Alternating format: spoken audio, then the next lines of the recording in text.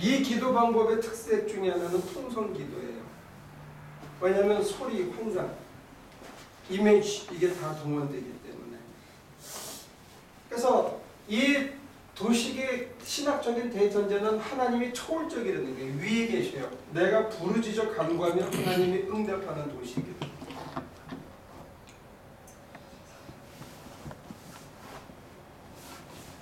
앞서 말씀드린 대로 성서적인 근거도 나름대로 뚜렷하고, 장점은 내가 뭘 구한 거에 대한 응답이 눈으로 드러난다는 게, 제3자 입장에서는 자의적인 해석인 것처럼 보이더라도 적어도 그 사람에게서는 절대절명의 순간 부르짖었더니 하나님이 응답해서 내가 문제를 해결하고 내가 살아나게 됐다. 아, 좋으신 하나님, 이게 된다는 거예요. 그러니까 이 모델에 꽉 차 이게 틀이 박혀 있기 때문에 제가 지금까지 여러분들에게 비우고 내려놓고 버리자 그러면 이게 잘 안 돼요. 그리고 하나님의 음성을 잘 듣고 사는 사람이 많다고 보이는 거예요.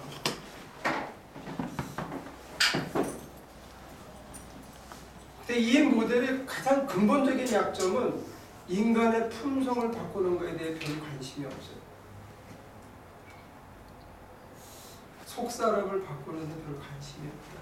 내가 응답하고 순종하는 데 관심이 크지 내 내면성을 바꾸는 것에 대한 관심이 약한 거예요. 이 모델에서. 어디로 이사가라고 했지 네가 먼저 회개하고 이렇게 해라 하는 게 먼저가 아닌 것처럼 이해가 돼요. 회개하기 전에는 안 들리거든요. 근데 회개가 경험할 때는 회개가 반드시 따르는데 가시적인 표징에 짓눌려서 회개했던 그것이 내 품성화되기까지 않고 이례적인 사건으로 끝나는 수가 많다.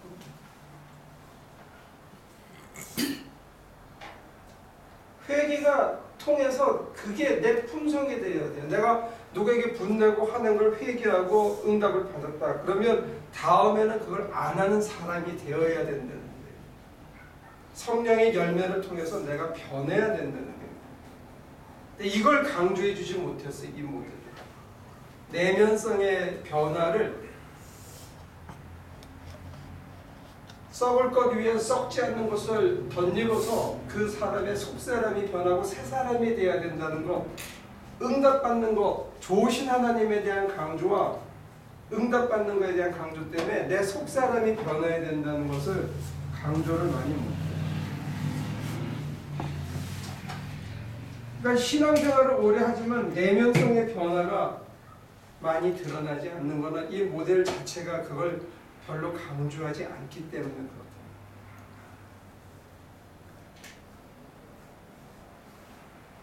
여기가 난해한 거에 여러분들이 좀 멈추시는 것 같아요. 질문 있으면 하시죠.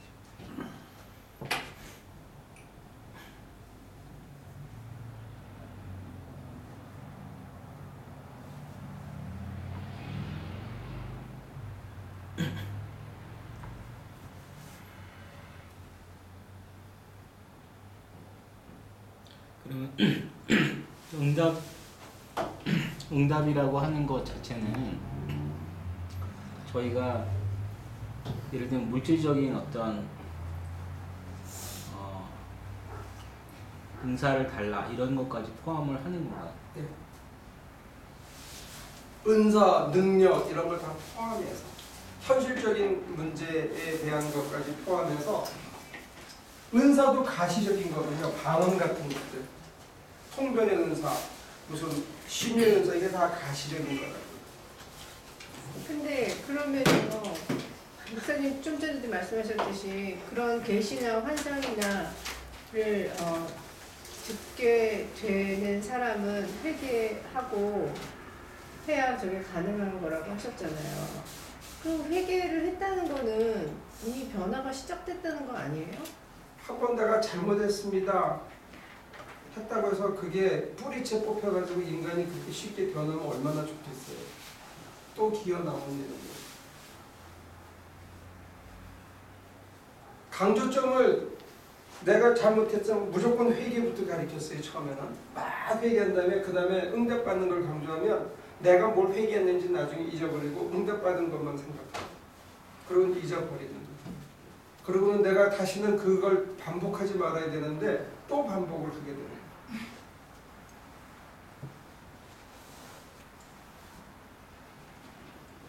인간성이 그렇게 쉽게 잘 안 되네요.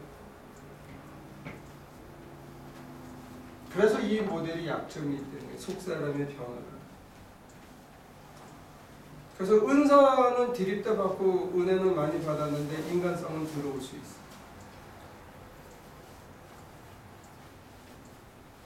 그러면 하나님을 믿는다라는 그 사실 하나로 나는 구원받았다라고 생각하나요, 저 사람들이? 있죠. 근데 이 사람들의 그거는 뭐냐면 하나님이 초월적인 것처럼 속사람의 변화와 완성을 장차 미래적인 사건으로 미루는 나중에 벌어질 일로 시간도 이렇게 공간도 초월적으로 올려놓은 것처럼 시간도 초월적으로 해놔가지고 죽은 다음으로 밀어놔요. 완성은. 최후의 완성은 죽은 다음에 되는 거예요. 여기서 내가 완전히 속사람이 변해서 예수님처럼 된다는 거 이 사람들은 받아들이지 않아요. 이 스트럭처에서는. 내가 예수를 닮는다는 게 첫 과제가 아니에요. 1차적인 과제가 아니에요. 내가 응답받아서 문제 해결받고 문제 해결받은 걸 널리 외쳐서 선교하고 교회로 사람을 데리고 오는 게 1차적인 목표예요. 가시적인 교회를 성장시키는 게 1차적인 목표가 된 거지 내가 성전이 돼서 내 속에 하나님 나라를 이루는 게 1차적인 목표가 아니라는 거예요. 그건 죽은 다음에 되는 거예요. 죽은 다음에. 그게 이 사람들의 강점이면서 왜? 내가 부담이 적어. 전도만 하면 돼. 내가 변하는 거는 2차적인 거예요. 바로 그 강점이 내 삶에 있어서 가장 약점인 거예요. 내가 그리스도를 이 땅에서 닮아야 할 이유가 없어요. 당장은. 그거는 욕심일 수도 있어. 내가 그리스도처럼 된다고 하는 게. 조금 극단으로 가면 그게 욕심이 돼요. 영적 욕심으로 보일 수 있고 좀 위험한 생각처럼도 보여요. 우선. 그건 죽은 다음에 완성되기 때문에. 강조점이 다르게 강조.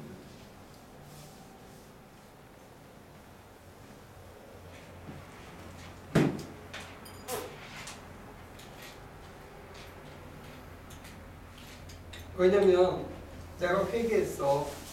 근데 조금 지나면 또 회개하고 또 일주일 금식하고 또 열흘 금식해도 내 속이 뒤지 않는 어떤 인간의 절망을 은사자들이 더 많이 체험하는 내가 잘 안 된다. 그래서 내가 예수처럼 될 수 있다라고 얘기하는 이 사람들의 주장이 굉장히 위험해 보이는 거예요.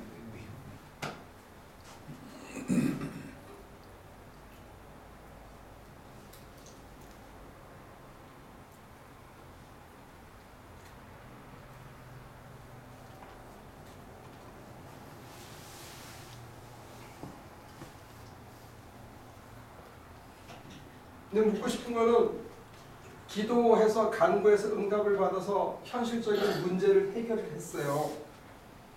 근데 문제를 일단 해결을 했는데 문제 해결하고 나면 문제가 완전히 해결된 거예요. 다음엔 문제가 안 와요. 건강의 문제 해결하고 나면 엄마 문제가 생기고 엄마 문제 해결하고 나면 딸내미 문제가 생기고 딸내미 문제 해결하고 나면 남편 문제가 생기고 그 다음에 또 사업의 문제가 생기고 계속 문제가 생겨.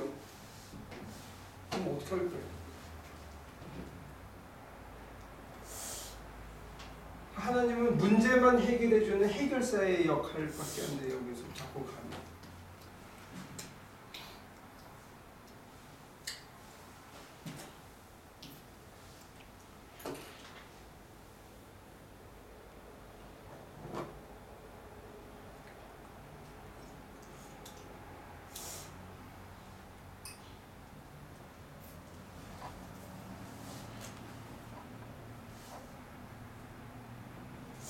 따지면 여러분들 싫어하는 것 같아요.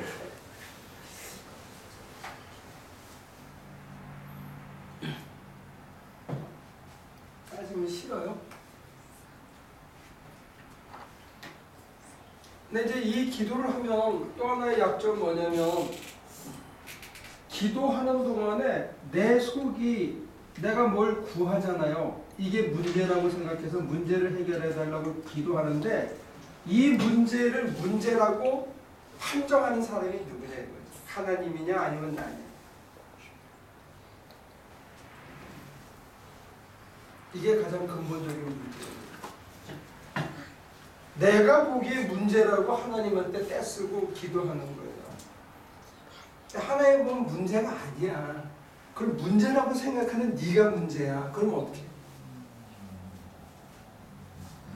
문제는 가시적인 표징을 구하기 때문에 세상적인 거예요. 세상적인 거.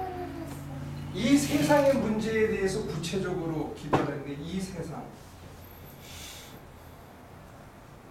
이 세상의 문제를 가지고 내가 내 눈으로, 내 생각으로, 내 느낌으로, 내 바람으로 기도하는 거예요. 문제라고 생각해요.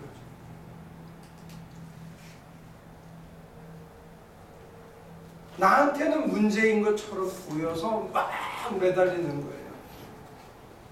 하나님이 보시면 너는 그게 좀 더 있어야 돼. 그러면 어떡해? 그냥 하나의 가상거리예요. 막 팔다리가 다 아프고 죽겠어요. 어떡하죠? 그러는데 난 너 조금 더 아파야 돼. 그러면 문제예요? 문제가 아니에요.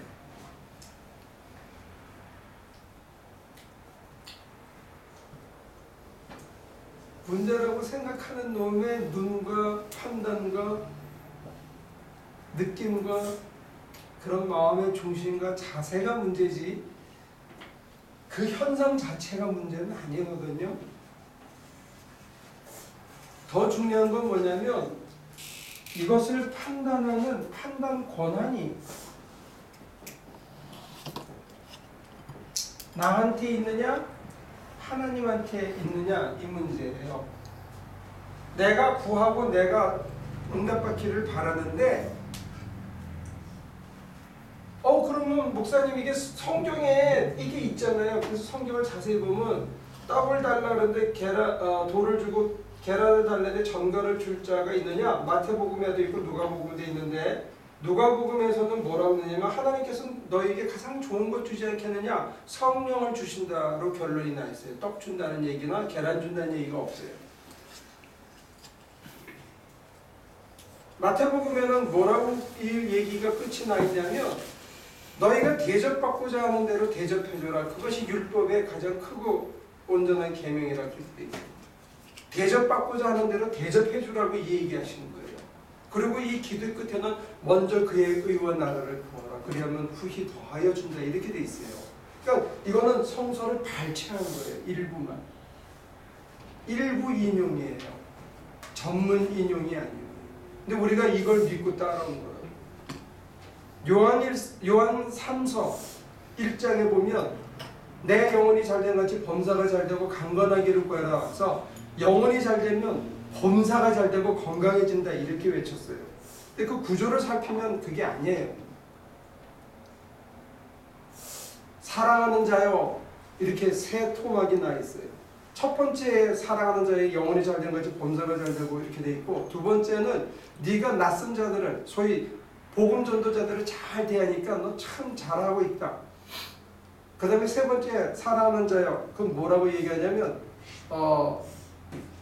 선한 일을 계속 실천하라 이렇게 돼 있어요. 뒤에 부분은 다 빼먹고 앞에 그 귀절 하나 가지고 오중복음 삼박자 축복을 만든 거예요.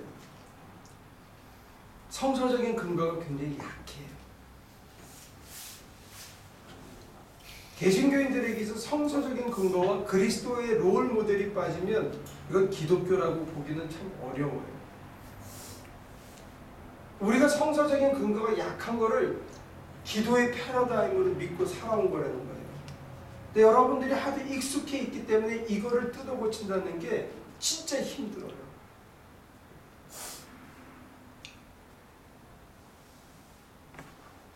여러분들은 지금 전문성이 좀 떨어지고 이 체험이 약하니까 저한테 과감하게 안 덤벼서 그렇지, 제가 이 똑같은 내용을 신학교 클래스 조직신학 시간에 했다 그러면 지금 벌떼같이 일어나가지고 저를 교화시키려고 야단들 났습니다. 자기 체험을 바탕으로. 그건 자기 담임 목사가 아니라서. 그런데 한번 어떤 여학생은 나한테 막 대면서 네가 믿는 건 하나님 아니요 그랬더라. 내가 걔가 중퇴하려고 그래서 혼났었어. 왜 그러냐면 판단 권한이 나한테 있다 할 때 문제는 뭐냐면 내 속을 못 살피고 성찰해야 되는데 이게 내 욕심으로 구하는 것일 수 있다는 거예요.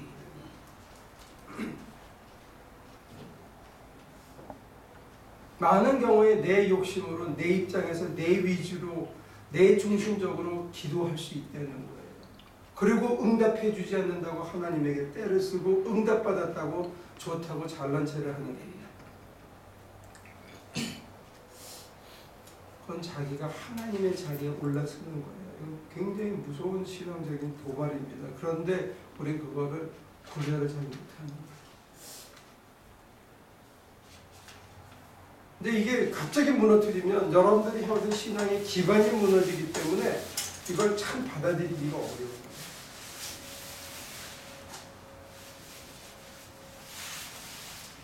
제일 불쾌한 게 뭐냐면 성서적인 근거가 약하다는 거예요. 저도 이거를 성경 공부를 가리키면서 깨달았어요. 신학교 다닐 때 몰랐어요. 학교에서 가리킬 때도 잘 몰랐어요. 성경을 꼼꼼하게 매 장을 이렇게 스크립처 어널리시스를 하면서 산 그림을 그려가면서 요한계시록까지 간 다음에 마가복음을 한 10번쯤 하고 바울 서신을 한 서너 번 하고 난 다음에 우리가 당했구나.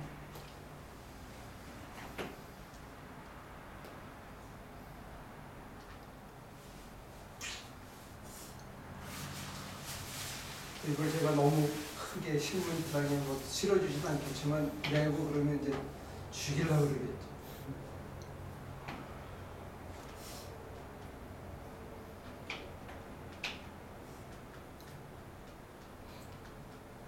질문 있으세요?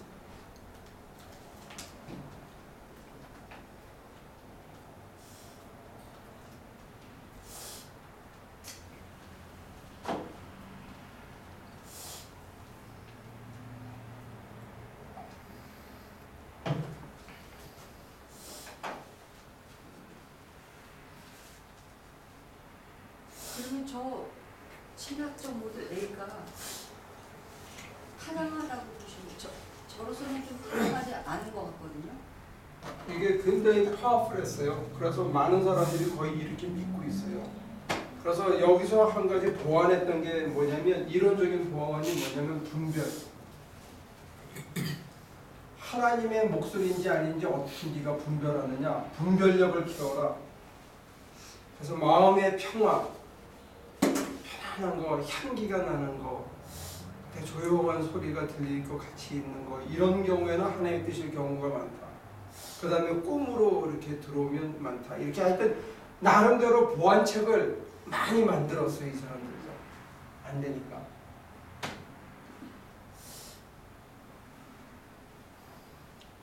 제가 만든 보완책은 뭐냐? 하나님의 음성이 들렸는데 딱 하기 싫은 거는 하나님의 뜻이다. 제가 만든 보완책은 그거예요. 이분들은 그게 아니고 들으면 그렇지 좋구나 이러면 이게 하나님의 뜻이다 그렇게 가르쳤어요. 저도 그렇게 배웠어요. 저도 그렇게 살아봤어요. 제가 이걸 다 거쳐온 거예요. 한 15년 이상 제 신학을 제가 무슨 PhD를 했거나 말거나 제 신학을 관통했던 하나의 틀이었어요. 제가 이걸 벗어난 거지. 장점이 많이 있어요. 이거 여전히. 어디서 장점이 있느냐? 선교지가 없는 데서. 초신자들에게. 왜? 표징이 있으니까. 확실하거든. 거부할 수가 없어요. 기적적인 요소가 있고 하나님의 개입이 아니고는 그게 불가능한 거거든요. 그래서 이 표징이 굉장히 파워풀해요. 여전히. 그리고 실천이 심플하고 단순하다는 거예요. 그래서 많은 강점이 있어요. 근데 문제는 인간이 안 변한다는 거예요.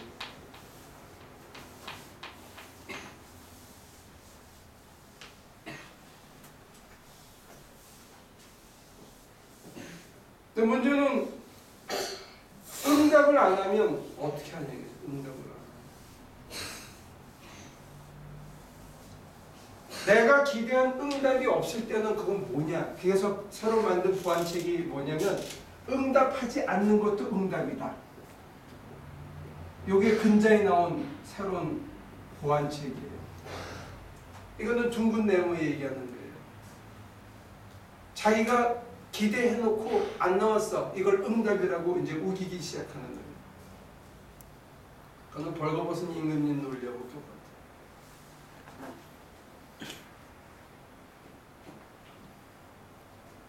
지금까지는 왜 계속 응답해주더니 갑자기 응답을 하나? 그 회개가 잘못됐대. 그래서 회개를 디립다 했어. 했는데도 안 돼. 그거는 그게 하나님 뜻이 아닌가 보다. 그때. 그게 저렇게 무모한 짓을. 근데 이게 알게 모르게 초신자들을 포함해서 오래 교회 다니신 분들의 머릿속에 이게 딱 차 있다는 거예요. 이게 어색하면서도 이게 차 있다는 거예요.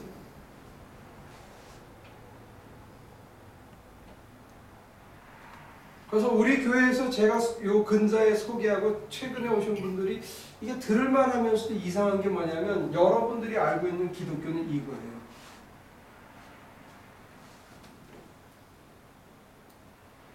제가 소개하는 기독교가 기독교가 아닌 것처럼 느껴지는 거예요. 저는 성서적인 기반 때문에 성서적이기 때문에 이쪽으로 올 수밖에 없었어요. 성경 공부를 하다가 보니까.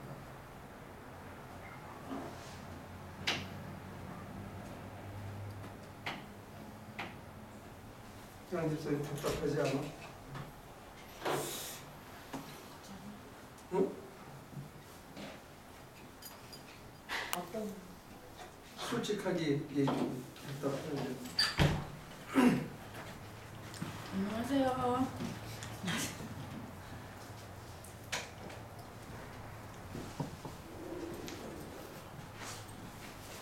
저는 여러 가지의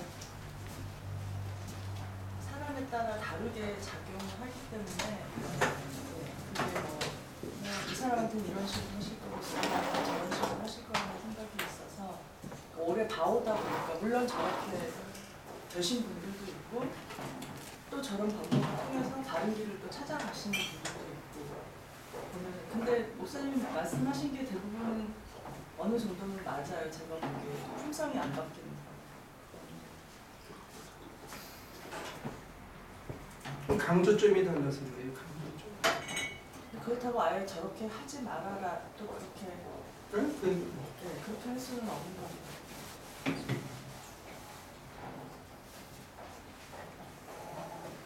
이걸 하라 하지 말라는 얘기가 아니고 저는 여러분들에게 또 다른 신학적인 모델을 소개하는 입장이 있는 거고 이 모델이 갖고 있는 장점과 단점을 여러분들에게 객관적으로 펼쳐드리는 거예요.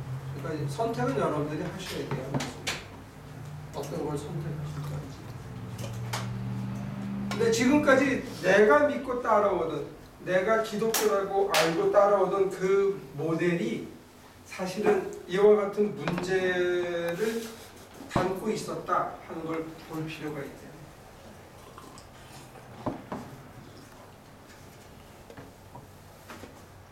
우리는 이런 문제가 있는지 모르고 이것만이 길인 줄 알고 따라온 거라는 거예요. 근데 그 이유가 뭐냐면 속사람이 안 변하는 이유가 뭐냐면 이 기도는 내 속을 살피는 거를 강조를 안 해요. 이게 내 생각인지 내 욕망에서 비롯된 건지 내 감정 때문에 내가 휘청돼가지고 내가 이게 울부짖고 있는 것인지 자기 속에 상찰 없이 그냥 내가 필요하다고 느끼는 걸 하나님에게 기도하게 가리킨 거라는 거예요. 그래서 이것의 연장선이 뭐냐면 소위 큐티인데, 큐티에서도 내 감정과 내 감성이 거기에 많이 개입된 큐티를 가리킨 거예요. 통성기도하고는 약간 다른 형태지만 큐티가 사실은 이 중간에 있어야 되는데, 이 큐티도 내 속 성찰보다는 그 말씀에 내 감정을 집어넣고 내 생각을 집어넣어서 이미지네이션을 최대한 활용해서 그 본문의 뜻을 따라가는 그런 식으로 이게 발전해 왔다는 거예요. 우리 한국교회 아주 독특한 현상입니다.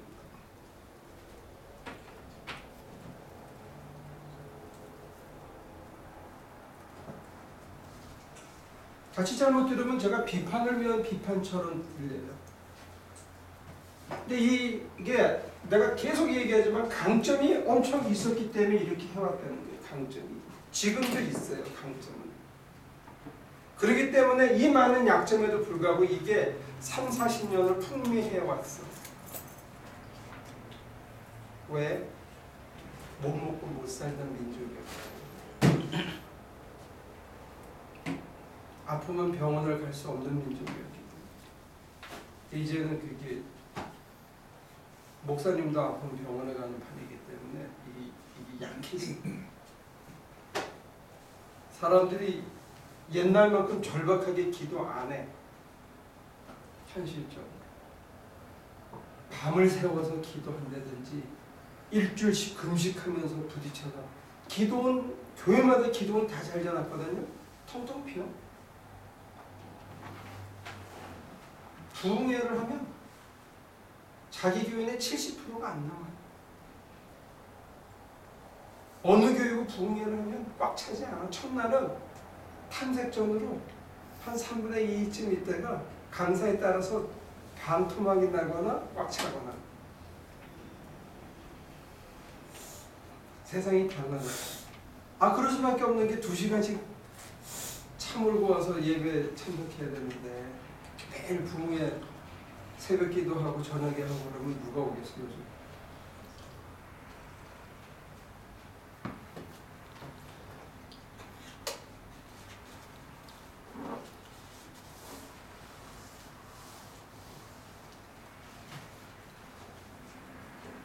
그러니까 신학적으로 가장 문제가 되는 것은 뭐냐면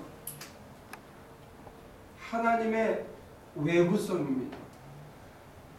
하나님이 바깥에 계십니다. 그러니까 순종하고 따르고 하는 게 이게 내 몫이 돼버려요. 내 몫이 되는데 내가 이걸 할 수 있는 능력이 없다는 거예요. 시키는 대로 못 살아. 그 다음에 응답은 감사한데 그 다음에 원하시는 대로 내가 살 힘이 없어. 이게 하나님의 외부성, 초월적인 하나님이 갖고 있는 신학적인 모델의 가장 약점이 되거든요. 그러니까 안 변하는 거지. 안 변하는 게 아니고 못 변해. 변할 힘이 없어. 그렇게 돼버린 거예요. 그러니까 잘 만들었는데 이게 산학 협동으로 만들었었어야 되는 거예요. 현장하고 이론가하고 같이 만들었어야 되는데 이 현장에서 만들어 가지고 이 약점이 생긴 거예요. 이론의 구멍이 생긴 거예요. 강렬한 건 있는데 그 다음번을 생각을 못. 이게 막 나타나니까 사람들이 막 몰렸죠. 그 다음에가 없어. 그 다음. 계속 그것만 되풀이하는 거야. 그러니까 되풀이할 수 있는 방법이 뭐냐? 선교지로 나가서 이게 재현되는 걸 보는 거예요. 거기에 계속 뛰어들게 하고 계속 확산시키는 것만 하는 거예요. 문제는 뭐냐면 내 안에 성전을 만드는 거에는 성공할 수가 없어. 왜? 성전 만드는 몫이 내 몫이 돼버린 거예요. 순종하는 나의 몫이 된 거예요. 시키시기만 해. 아멘. 능력 주셔서 능력 받아. 그 다음에 내가 해야 돼. 이게 앞뒤가 안 맞는 거예요. 내가 근본적으로 할 능력이 없어.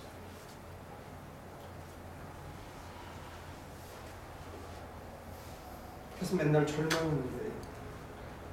하나님 믿고 따르면서도 절망하는 거예요. 이렇게 하면 되지. 끊어야 되는데 이렇게 안 되나. 하나님 능력 주세요. 금식하고 철야보면 된 것 같아. 한 3일 지나면 또 팍 잡혀져. 이걸 왜 못 끝나요? 이 욕심을 왜 이걸 안 끊어지나요? 그러면서 계속 번민하게 만들어서 이 신앙생활이 그래서 굉장히 피곤해요.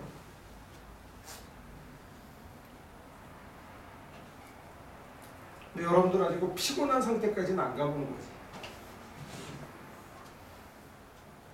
따르려고 하면 따를수록 가래이가 찢어져서 피곤하게. 시시때때로 응답해 줘서 막 환희도 있죠. 근데 근본적으로 하나님께서 뭘 요구해서 그 사람을 용서하고 화해해야 된다. 그 다음에 내가 뭘 내놓으라 할 때마다 이게 고통스러워. 안 끊어져.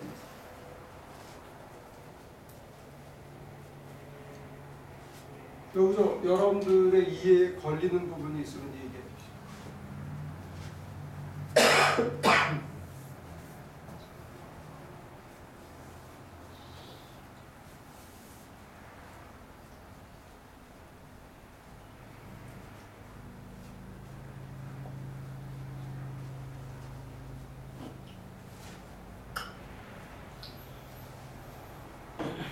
그래서 하나님의 이 외부성은 하나님이 경배의 대상이 되는 거지.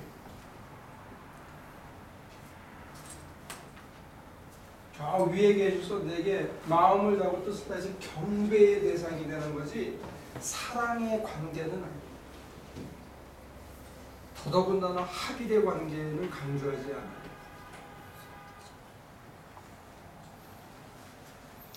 목사님 그럼 저기서 그 가시적 표징이라고 하는 게 네. 목사님 생각하시기에 진짜로 하느님이 주신 걸까요? 아니면 사람들이 오해를 하는 걸까요? 아니면 교회에서 만들어낸 걸까요? 대답하기 어려운 질문.